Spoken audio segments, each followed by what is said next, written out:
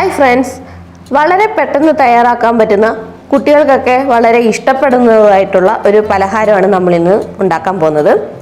അതിനായിട്ട് ഒരു പാൻ എടുക്കാം. അതിലേക്ക് 1/3 കപ്പ് പഞ്ചസാര ചേർത്ത് കൊടുക്കാം. എന്നിട്ട് 1/4 കപ്പ് കസ്റ്റർഡ് പൗഡറും കൂടെ ചേർത്ത് നന്നായിട്ടൊന്ന് മിക്സ് ചെയ്യാം. ഇനി ഇതിലേക്ക് 1 കപ്പ് പാല് ചേർത്ത് കൊടുക്കാം. ഇനി നമുക്ക് തീ ഓൺ ചെയ്തിട്ട് ഇതൊന്ന് നന്നായിട്ട് കുറുക്കിയെടുക്കാം.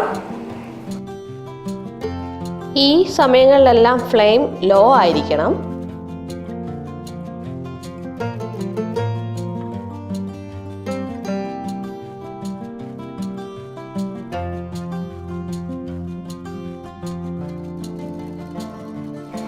ഇപ്പോൾ ഇതൊന്ന് കുറുകി വന്നിട്ടുണ്ട്.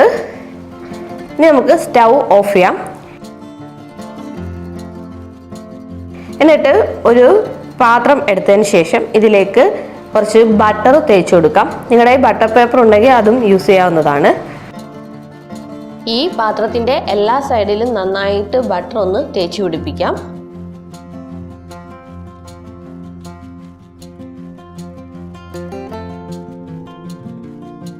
എന്നിട്ട് നമ്മൾ കുറുക്കി വെച്ചിരിക്കുന്ന കസ്റ്റർഡ് പൗഡറിന്റെ മിശ്രിതം നമുക്ക് ഇതിലോട്ട് ചേർത്ത് കൊടുക്കാം.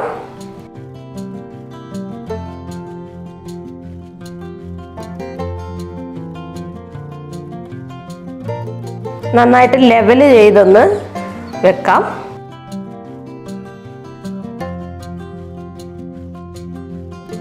എന്നിട്ട് ഇത് ഫ്രിഡ്ജിൽ കുറഞ്ഞത് 1 മണിക്കൂറെങ്കിലും വെക്കേണ്ടതാണ്.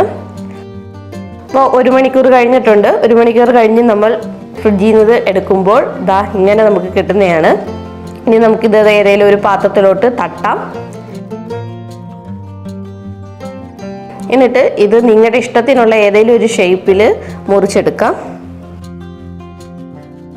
ഞാനിവിടെ ചതുരത്തിലാണ് ഇത് മുറിക്കുന്നത്.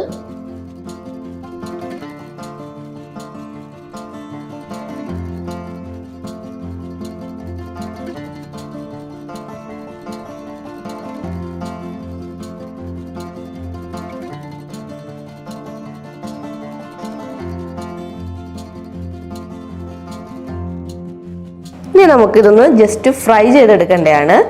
അതിനായിട്ടൊരു പാൻ എടുക്കുക. അതിലേക്ക് 1 ടേബിൾ സ്പൂൺ ബട്ടർ ചേർത്ത് കൊടുക്കാം. ബട്ടർ ഒന്ന് മെൽറ്റായി വരുമ്പോൾ നമുക്ക് ഇനി ഇതിലേക്ക് നമ്മൾ നേരത്തെ കട്ട് ചെയ്ത് വയ്ക്കുന്ന കസ്റ്റർഡ് ചേർത്ത് കൊടുക്കാം.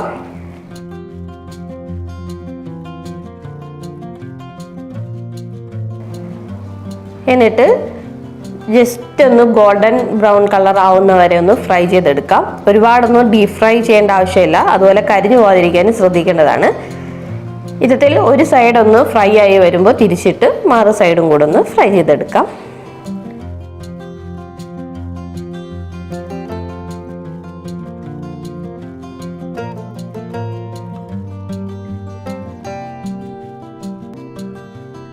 അങ്ങനെ 2 സൈഡും ഒന്ന് ഫ്രൈ ആയതിനു ശേഷം നമുക്കിത് കോരി മാറ്റാം.